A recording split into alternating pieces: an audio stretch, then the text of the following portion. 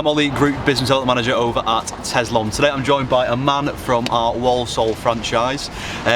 Just been in Walsall today doing some client visits, seeing some of our potential new clients, and today Aman's going to go through some questions that basically we've sort of popped up today that you might come across if you're a new franchise, might come across if you're an existing franchise, or if you're a potential franchise looking to come on board with ourselves, what sort of things you might come against as well. So he's going to fire some questions off at me, and I'm going to try my best to answer them and see if I can get them answers as best I can. And yeah, just check it out and see what you think.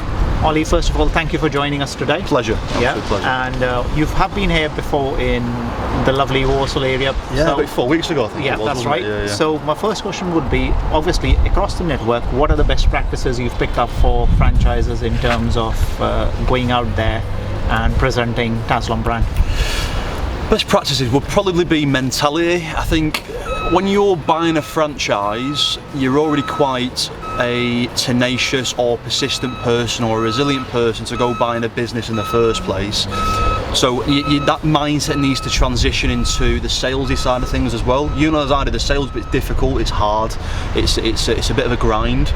So that resilience, that persistence, that no stop attitude is what someone in a franchise has to have. And fortunately enough, a lot of our franchises, well, all of our franchises do have, and that's some of the best practices is to keep on going, don't stop. I had a phone call today from Aman.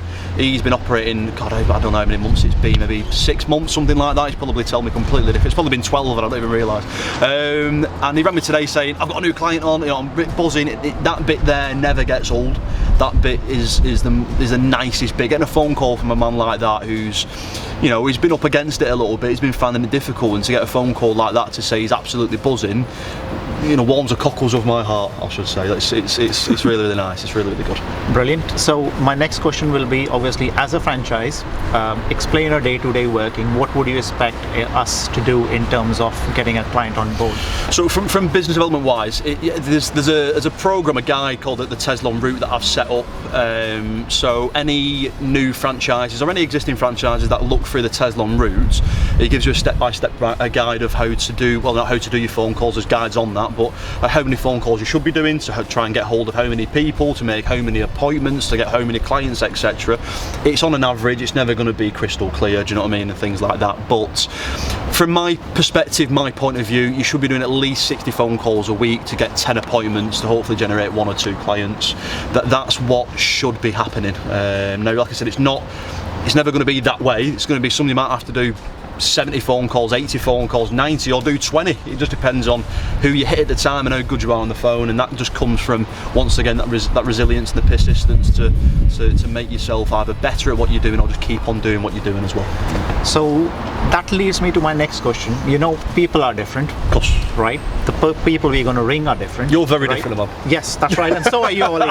That is absolutely where I'm getting at. I'm very different, and so are you. Yes. So, what would you advise to somebody who is a franchisee but is not making enough what they want to, or not seeing the wood from the trees, if you say, in terms of sales calls, and they're really struggling? What would be your advice or best practice would you picked up on common pitfalls where we all stumble upon as one big family as Tezlom? I'm going to use you as an example. Okay. Because I think at the moment, the way you are embedded in this franchise and the way your journey is, you two will be a perfect example of me using you as an example, basically. So when you first started, you give me a number of, I don't know how many, 60 calls, 2 appointments, whatever it might have been, and it was hard, wasn't it? It was graft, it was difficult, we was not happy, we weren't very, very happy at all. We sent a mailer out, didn't we? Yes. Sent a mailer out, we did, I don't know, probably 20 calls, something like that. How many appointments did we make? About 12. About 12, from 20 phone calls. So we've gone from doing 60 to generate 2 to doing 20 to generate 12.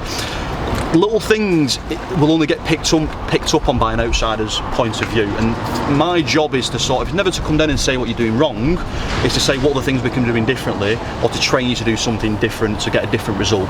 So little things like the mailer, it came up trumps for us and it worked really well, and fortunately enough you've done another one since as well, haven't you, which is great to see. So it's about doing things differently, or doing things that I've proved works, and just following it by the book. The whole point of having a franchise is to buy into a system and a process that works, and don't try and do it yourself when we don't prove that it works. So if you do it the way we've shown, or the way we've trained you, there should be no reason why it doesn't work. As long as you don't go off your own tangent and try and make things happen in a way that's not been shown, it's like the difference. I think I can very well relate to that. That initially when you came in here, I was trying to prove to myself that I can do this, and I'm probably beating myself too much with it.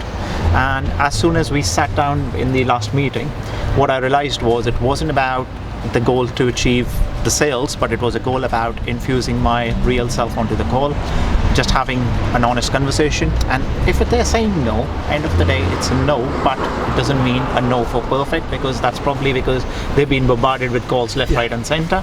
And all it means is taking a step back, trying them on another day. When the sun is shining, probably their mood is picked up, there you go. And it's all about changing that and taking that on board. Okay, so that leads me to my next question. You know that there's no one definite magic formula or no magic problem which everybody faces, but because we all are so different, what would you suggest, apart from just pure resilience, can make a massive difference in results? I think it comes back to the mentality again. I mean, you and Betty have got a great mentality to not stop and keep on going. I mean, for me, mentality is a massive thing. I mean, you look at all the territories, everyone's territory is the same. You've still got care homes, you've still got problems, you've still got how many care homes you've got to deal with. What's different is the people that are behind the franchise. People that are different are the people that are doing the sales bits. For me, it's the mentality. If you're the type of person that's going to be like getting demotivated because you've had a no, then guess what? You're going to get more of them, because your voice is you change, your voice changes, your head changes, you think, yeah, fucking rubbish this, I'm not doing it anymore, can't do it, blah blah blah. But little do you know, that third phone call that you didn't do, that fourth phone call that you did, that 10th visit that you didn't go on, might have been the one that give you trumps and give you the actual bit of business. But because you've stopped, because your mindset's changed, that's where you don't carry on, and you become your own worst enemy at the end of the day. So it's about keeping yourself self-motivated, have that don't stop attitude, and just because someone said to you no, so what? Next, let's keep on moving. Just I could have 100 no's in one day. So what? Do you know what I mean? It's water for ducks back. With all due respect, I couldn't care. Do you know what I mean? That 101 call that I do, if it's a yes, then all the 100 don't matter anymore. That's my biggest thing. I think what no's prepared me to was, initially it was very daunting to take a no, because you're not used to no's in life. And however, obviously taking what we discussed last time, as you said, it's about mentality, it's about personality, it's also about being resilient and keeping that bigger picture in mind, that yes, people will say no, but within those no's there's somewhere a yes. And it is only by sheer perseverance that we will reach that yes. It's not going to happen magically, because nothing was easy. If it was, then everybody would be doing it. Correct, everyone would have a franchise, and fortunately enough, we don't have people that just want a franchise all the time. We only take people on that have got the same attitude, the same mentality that we see, and that's the testament to the people that we have in our franchise network, is they all have the same mentality of, we're not going to stop at this, we're going to keep on going. Thank you for that, Ollie. No problem at all, mate. Yeah.